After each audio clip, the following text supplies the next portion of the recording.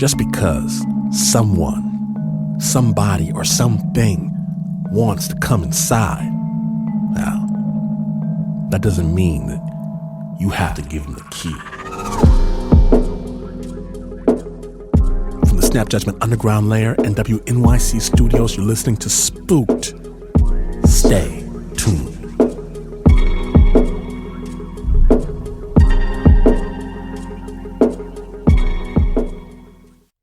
Spooked is supported by ZipRecruiter. Looking for your next great hire?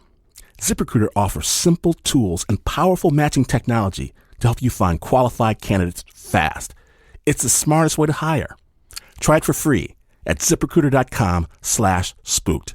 That's ZipRecruiter.com/spooked. Everyone wants something. Everyone. Rich or poor, young or old, living or dead. Everyone wants something. Of course, the question is, are you going to give it to them? I'm your host, Glenn Washington, and I want something too. But I'm patient. And I keep secrets. Spooked starts now.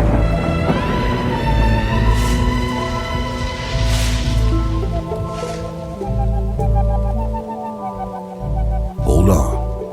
Prepare yourself for one of the most requested Snap Judgment stories of all time. You see, when Oscar Mendoza was born, his grandmother told his moms that this baby has a gift.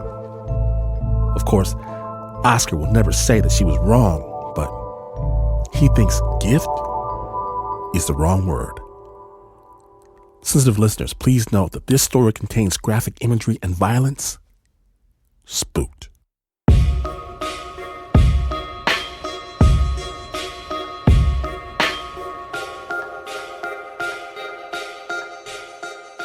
It all started with the annual family vacation to San Felipe.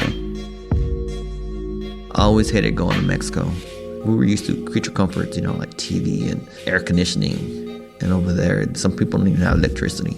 The only times we really enjoyed is whenever there was a carnival in town. My father would drive literally from Dallas all the way to Mexico without stopping. It was like a 19-hour drive. When we first got there, it was maybe around 3 in the morning. That night, we stopped at a taco stand, and there was a dog that somehow just stuck to us. He just literally followed us home, and the next day he was there, and he just literally stayed with us all the time. And we lived on the main street. It was carnival, so there was rides everywhere. There were parades, and there were food vendors. Imagine the state fair, but in your house, or in your neighborhood. That's how cool it was. The first thing I've seen was the girls in kind of like bikini things, saying hi to everybody. They're winking at people. They winked at us, and we got shy. It's something you really don't see every day. Once we heard the music and we heard clowns were coming, we jumped on top of my dad's car. The clowns were making people laugh. We were having a good time. They're giving us candy. We love candy. And then that's when we heard the explosion.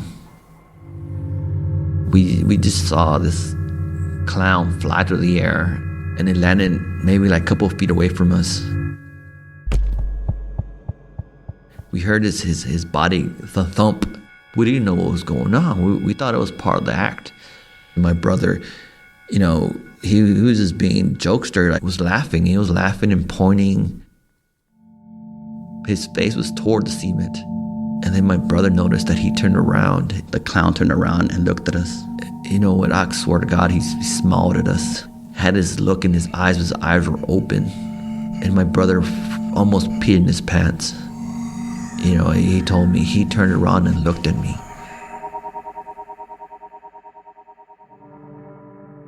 And then once that happened, my mother heard it, and she came out and grabbed us and goes, "Get inside the house." Of course, we didn't listen. We ran up the stairs and we're on the balcony. Then we were looking at the chaos from the top, and that's when we seen the whole view of the carnage. And what happened is that this truck had lost control coming into the town, instantly killing a bunch of people and hitting the clown car, making the clowns fly up in the air.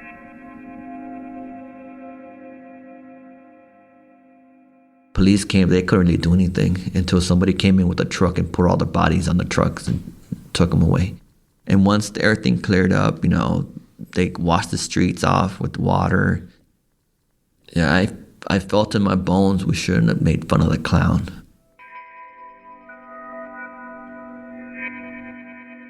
We ate dinner. We went to bed. My parents never brought it up. They figured, don't talk about it, never happened. We all started to sleep together because my brother was really scared. My brother wasn't one of those people that was really scared of anything. And to this day, he's the toughest guy I know. But, that night he wasn't as tough. My older cousin, she was just 15. And so she was kind of like our babysitter / bodyguard. So yeah, we all slept in one bed.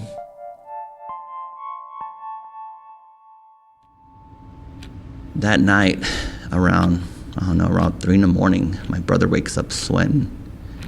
He asked my cousin, "Hey, can you go with me to the restroom? I need to get some water. I need to go to the restroom." My cousin, she's older. She goes, "Sure, I'll go with you." She grabs his hand. In the room, there's 2 doors. One door leads to the hallway that's my grandpa's room. This door would lead to the kitchen. It had a huge hole in the middle, like a round hole the size of a ball that we use as a handle. And my cousin held the door open. And as soon as she opened the door, that's when we saw him. We saw him sitting there. He was sitting in a chair looking toward the wall. He was wearing a gray jumpsuit.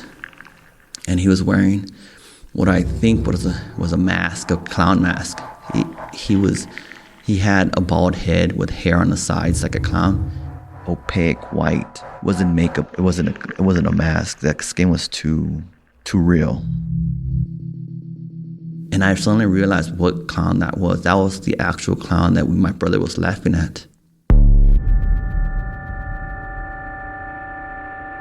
And as soon as she opened the door, that's when he turned around. And my cousin shut the door real quick. And that's when we heard the impact of the door. It moved the door so bad, we thought it was going to break. And my cousin, she's a pretty big girl. She was leaning against it. And my brother was leaning against it. And I jumped over and leaned against it too. And every time it pushed, we could see him. Because once he hit the door, the door would swing open and we would push it back. The thing was ramming itself against it. He stopped. And then he put his eye through the hole in the door. And we see his powdery face. He goes, "Let me in, let me in. Nomás quiero jugar con ustedes. Don't be mean. No sean malos. I just want to play with you." He looked around and then he put his arm through the hole and tried to grab my cousin's hair. He had a white glove full of blood in his hand, and his wrist was cut. And then we were crying and screaming, "Grandpa, Grandpa." As soon as we said Grandpa, my grandpa jumps out of his bed on the other side. We heard him. And he had the dog in his room. He lets the dog go. We hear the dog run. And he ran straight to the kitchen. He started growling and snarling and fighting him, and that's what we heard. And then my grandfather came out with the gun. He came out with the gun. He goes, "Who's there?" So "I'm gonna shoot you." But in Spanish, like, "¿Quién está allí? Los voy a matar." He goes, "Sálganse de aquí, si no los mato."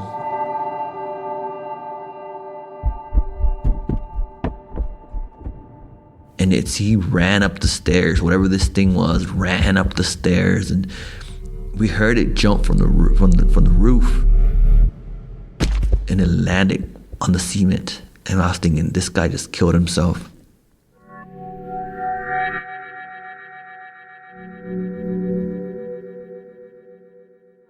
And my grandfather went outside. were looking for blood or anything. Nothing. It disappeared. Whatever it was, we would have seen something. We didn't see anything. As soon as my grandfather walked in, we went looking for our dog, and we found him next to the patio, which is the yard, in the middle of our house, laying there lifeless. It's a traumatic situation when you hear an animal die, trying to defend you.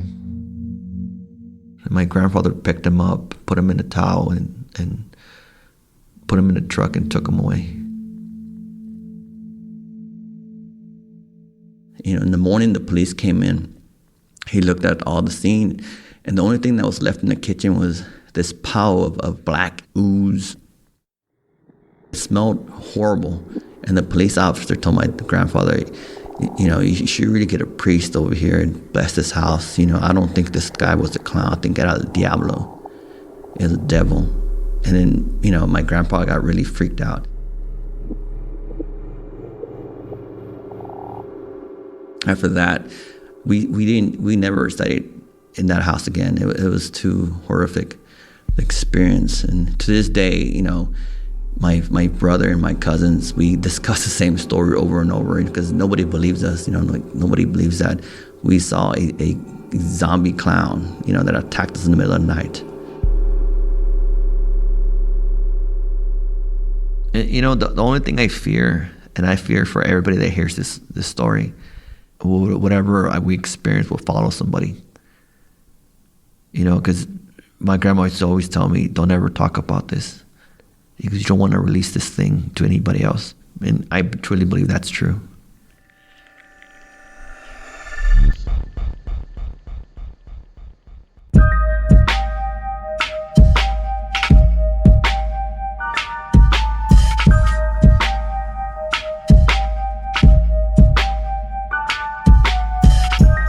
I told you, be afraid.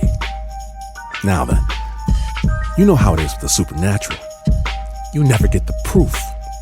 The tape recorder failed, or the camera didn't work, or some old nonsense. Well, not this time. Not this time. When Spook returns, we've got the goods. Stay tuned.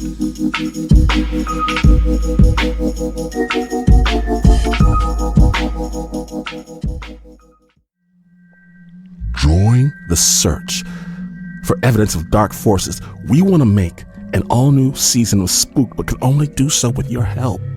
Spookedpodcast.org. If you want to know what is on the other side, support this journey at spookedpodcast.org. Get great gear, t-shirts, a hoodie, the mug. Talk to the spirits your damn self with the Spooked Spirit Board, but do it now before it's too late. Spookedpodcast.org.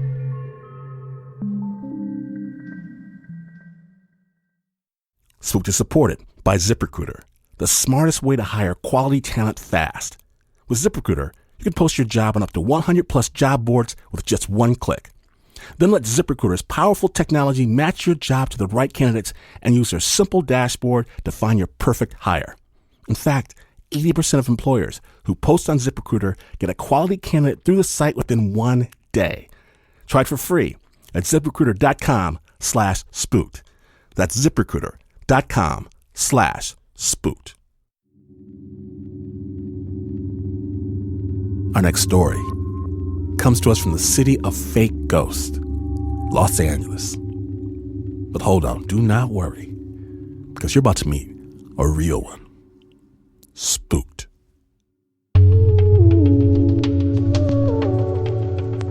I had gotten a camera from my father for Christmas, and I don't know, I took some pictures with it, and it was cool to have a Polaroid camera, but I didn't really think about it. And then I was sitting in the house one afternoon. It was just an average day, and the bathroom door opened.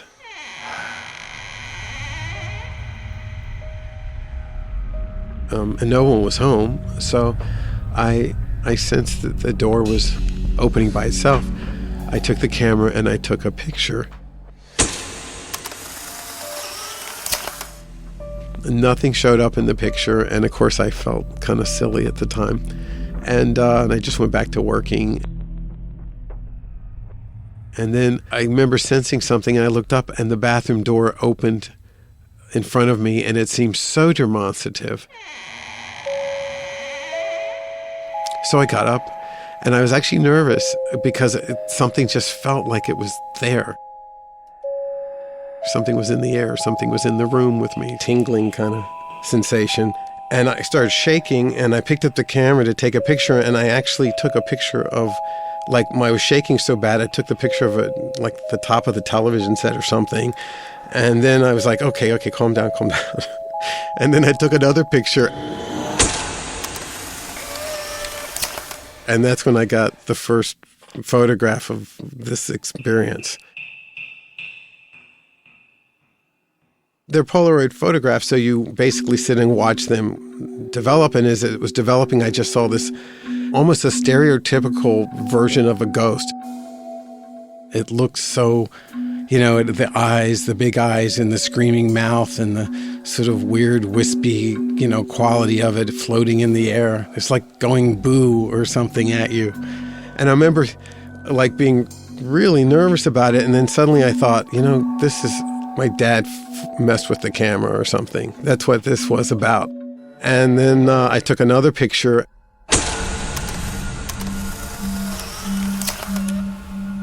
It was almost like a similar image, but it was like the thing in the first photograph had moved closer to me and was more like, it was larger.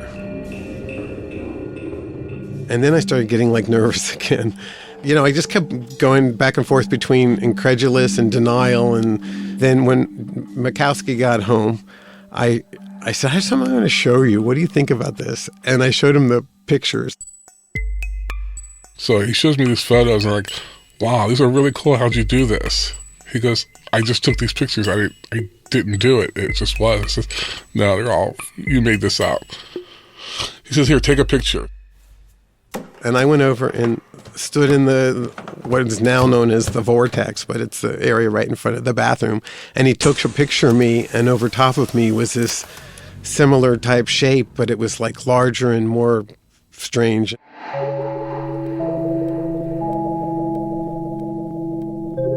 I felt out of control, like I didn't know what was happening and I didn't know where to put it in my mind. And we ran out of film.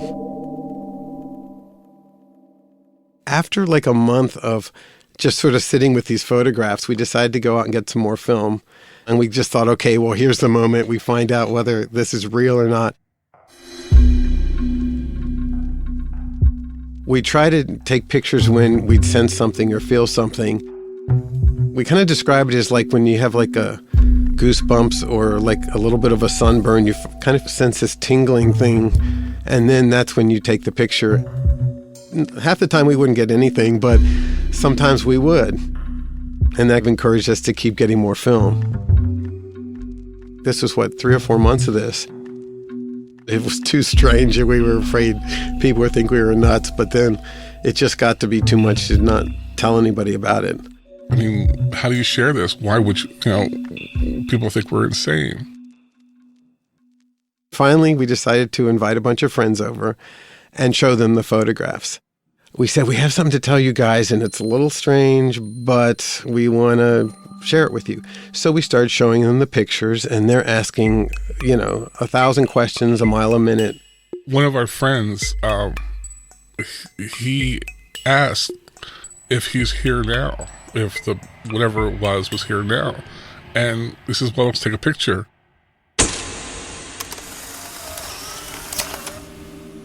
Snapped a picture, and then we're all watching it. Someone said, oh my God, I think this is a word. You could see the word yes.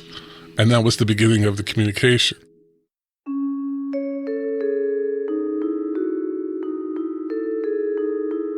It's one thing to get ectoplasmic, fluffy white things, and it's another to get communication, like it answered our question. And then someone grabbed a camera and went, Are you a what was it? Are you a friend or? Are you a good ghost or a bad ghost? That's what it was. The photo came out. A single word in the middle of the room. It said friend. It was clear, not on the photo, in the photo. In the photo, yeah. They're actually in the photograph. They're like in the room, but it's like written in light and clouds, kind of. Clear letters you can easily read. Like when you asked him his name, you could clearly see it said Wright. W-R-I-G-H-T. So we asked, where do you go when you're not here? And we took a picture, and the photograph said Flux. So we thought, oh, I guess he's in the flux, whatever that is. There's one really interesting Polaroid. The question was, are you a ghost or a spirit? Show us what you look like. And his answer was, he says in the Polaroid, not ready. So that was really interesting. When that happened, I was thinking, is he not ready, or does he think that we're not ready? With all the people there, it kind of validated us because we weren't insane, and this was happening in front of other people. We're not manipulating the camera or the film in any way. It was just... I think it changed a lot of people on a profound level, permanently. And I remember for like a week just kind of walking around in the daze going, okay, what is this again? How do I fit this into the way I thought the world worked?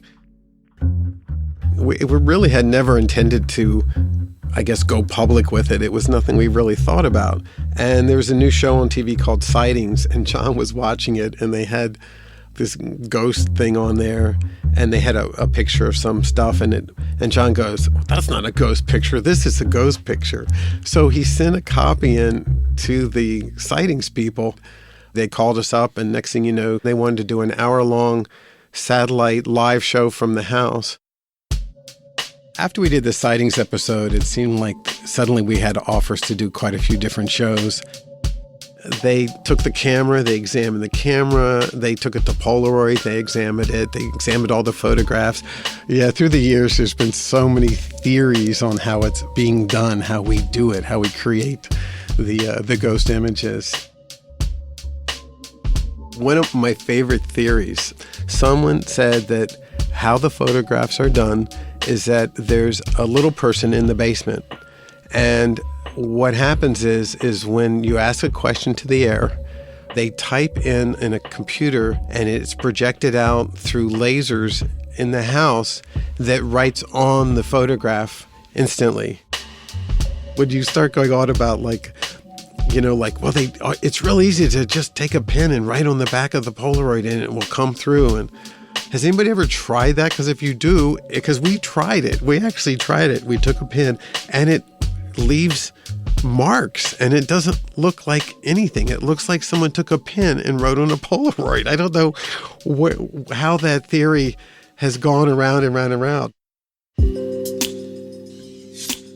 I appreciated all the things the scientists and the FBI agent and everybody did, and the photographic expert, to try to disprove it. They even did voice analysis of us to find out if we were it was sort of a lie detector test kind of thing. He's here for us. He's not here to exploit. We're not out to make anybody believe anything. This is what's happening to us. Pretty much we stopped all the interviews, especially because there's always backlash to it. How we're charlatans and how it can be done and all this other stuff that we're just trying to make a buck off this thing. And really none of that's true. We're not making any money off this thing. It's a personal thing that we just happen to want to share a little bit of. And there have been people who said, well, we'll give you $100 if you let us come take a picture at your house. And that's something we would never do, because it's not about that. One of the most meaningful things for me and John, we're struggling writers, and we would get messages that tell us to persevere, to keep going, and just continue what we're doing, and something good will happen. As creative people, we faced a lot of self-doubt, and it can be crippling. At some point, we ask Wright, should we keep pursuing what we love, even if it's hard? And he came back with the photograph. He said, dreams and destiny merge. And we thought, it's not about being successful at the moment. It's about dreaming things and allowing your destiny to present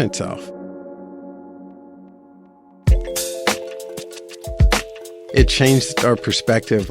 The house has a way of letting you know that it's okay to be insecure, but to not ever give up. There's something special happening in my house, and it just makes you feel like small and just insignificant when it comes to the whole world. You know there's something bigger, something better, something grander.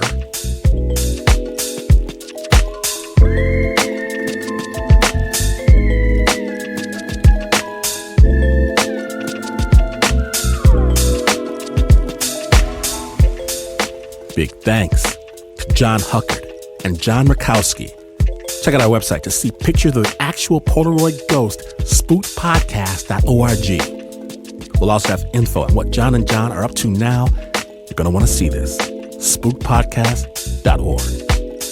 If you're dying to hear more about the creepy life of Oscar Mendoza, who told the first story about the zombie clown, listen to the podcast Real Ghost Stories Online. You'll hear stories from him and many others. Details on our website, spookedpodcast.org. And on the next Spooked, just because they're ghosts doesn't mean that they don't want love too. Be afraid. Those are the stories that we have for you, but we want to hear the stories you have for us. Hit us on the Spook line. Let us know your story. Record onto your phone device thing. Send it to Spooked at spookedpodcast.org. Spooked Monster Mash team includes Mark Ristich, Liza Smith, Anna Adlerstein, Liz Mack, Anna Sussman, Jasmine Aguilera, Teo DeCott, and Jody Colley.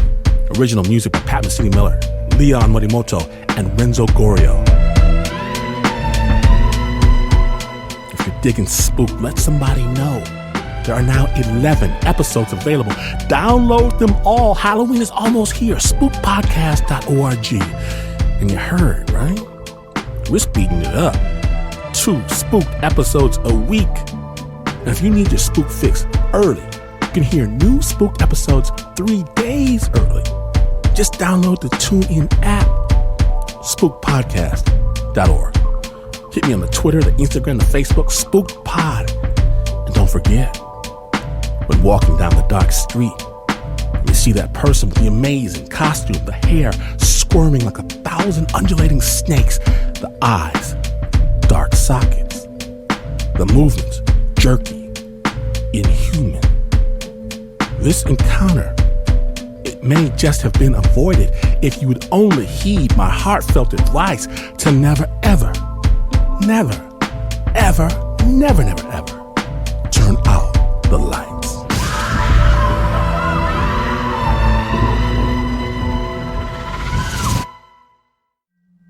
You have reached the end of the episode, but not the end of the journey. If you want an all-new season of Spook storytelling, support the show that makes it happen. SpookPodcast.org.